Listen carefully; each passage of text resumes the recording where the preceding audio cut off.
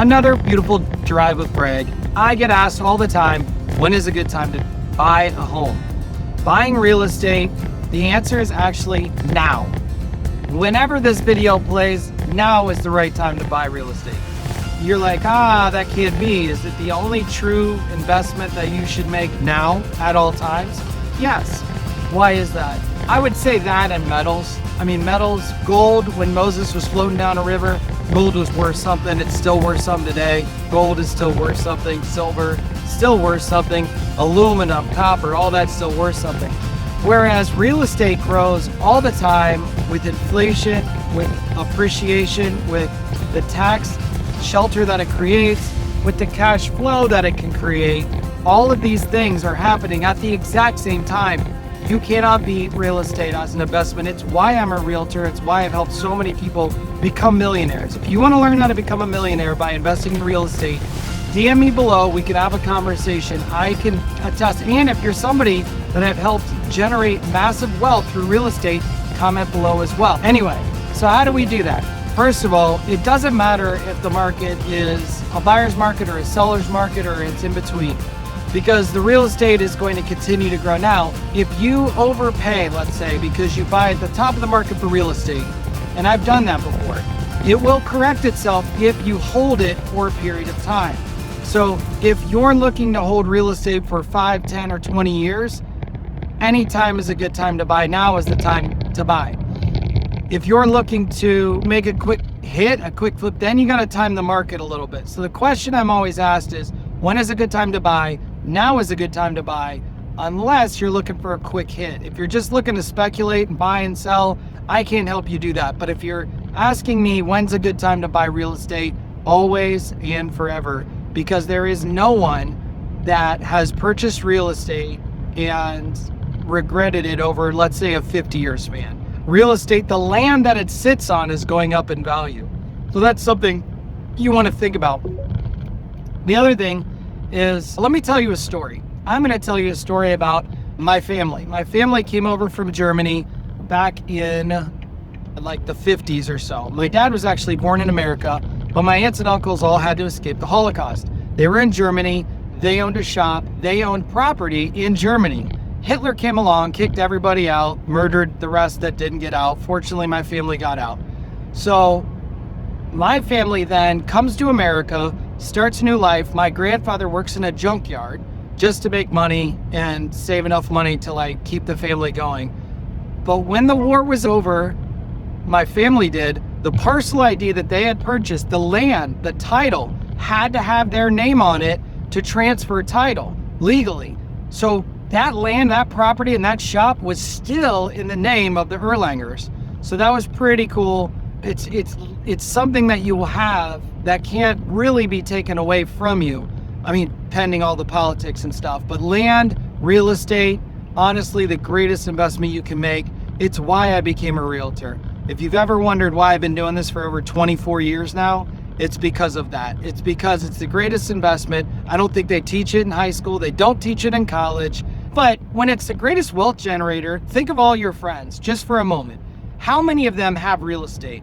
And if you really inspect some of these large corporations, they own real estate. McDonald's owns all the property that they lease to the franchise owners. So they own the land, the exit ramps of every interstate, including the one I'm driving on right now. There's a McDonald's, and McDonald's owns that land. So what does that tell you? Why are you renting? Why are you not owning property? Because you want to time it? Because, you think you could say, well, I'll just wait till the interest rates are somewhere, or I'll just wait till inflation goes away, but by the time you do that, I've already bought 3 or 4 houses. That's the way I want to think, and that's what I want to help you guys do as well. But how would I property manage it? How about the property management of real estate?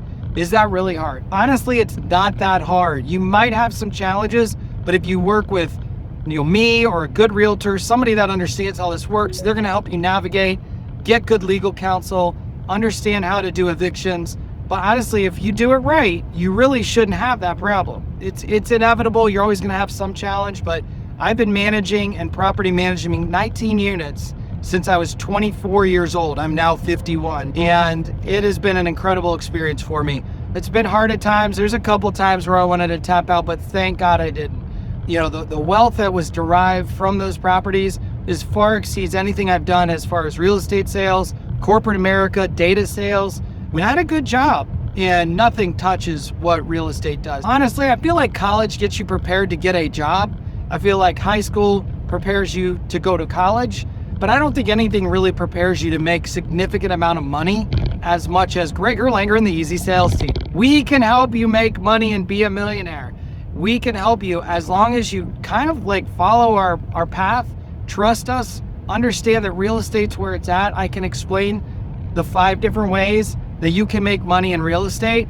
So you buy let's say you buy a 2-family property, right? You rent out the upstairs and downstairs. The first thing you get is cash flow because you've rented it out. You have a mortgage to pay. Say it's $2,000 a month, but your rent is $1,500 up and down. It's $3,000. You just made $1,000 minus water, $100, minus taxes, maybe $200. You're still cash flowing $600-700 a month. So then that's number 1. Number 2 is inflation.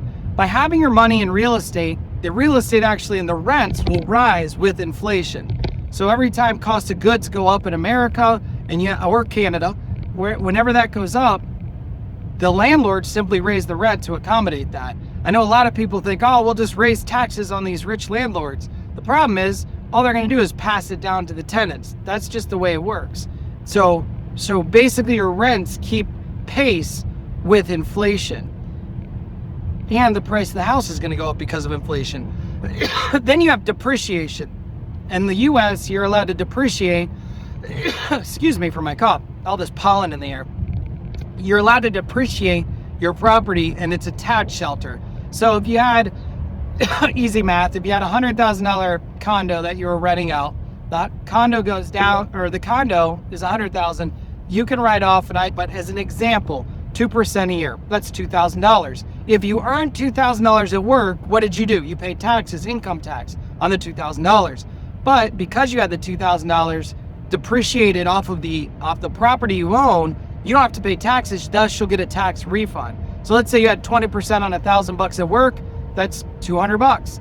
You get that $200 back because you had a tax shelter of depreciation off that $100,000 condo. If that doesn't make sense, DM me below and I'll go through it in greater detail, or if I have any questions, comment the questions below. 3, you've got cash flow, which is rental cash flow easy. You've got depreciation, you've got appreciation. So real estate in general is appreciating. It is going up in value. They're not making any more of it. I mean, new construction is, but if you look at some of these inner ring suburbs, if you look at these locations that are fully developed, that have a high demand, there's no land left to build. Developers cannot build in certain areas. In Cleveland, there's no land to build in Lakewood, Ohio. In Columbus, there's no land to build in Clintonville or down by campus. I mean, they might tear down a couple properties, or they might find a parking lot, or maybe 3 trees that escaped for a while and they'll throw a house on it. But in general, the supply and demand is what's causing appreciation. And a very conservative number there is 3%. So if you have a $100,000 condo that goes up 3%, that's $3,000. Remember, you already saved $2,000 because of the depreciation. Well, it's $200 because of the depreciation part of this. But you're also hedging against inflation. With inflation lately has been pretty high. So now you've got all of these different ways that you're making money. Nothing can compete with that. If I had a piece of gold and it was just sitting there, I don't get it depreciated. It does go up in value with the appreciation. There is no cash flow. It just sits there. Now you'd say, but Greg, there's maintenance. Is there maintenance to real estate? Yes, there is. But it's a minimum amount of maintenance for the amount of wealth that you can develop. Let me rephrase something. I'm not going to help you become rich. I'm going to help you become wealthy. Wealthy is when you have assets that generate wealth for themselves. If you want to know more about that, read Robert Kiyosaki's books. They are fantastic. Rich Dad, Poor Dad, Cash Flow Quadrant. Be an investor any way you can, whatever it takes. When you go to work and you're an employee, that's fine. That allows you to make enough money to get qualified for a loan to go buy a property. You don't even have to have $100,000 to buy a $100,000 property. You really, as a first-time home buyer, maybe $5,000 or $10,000.